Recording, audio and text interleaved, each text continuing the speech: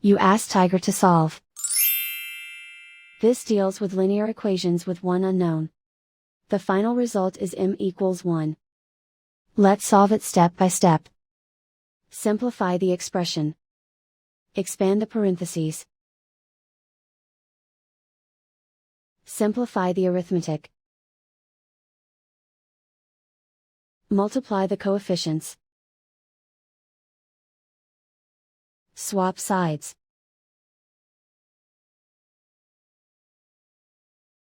Group all constants on the right side of the equation. Subtract 56 from both sides. Group like terms. Simplify the arithmetic.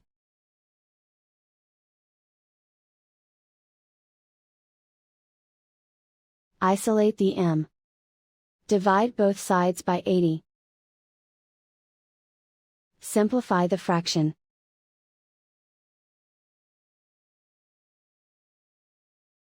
And so the final result is m equals 1.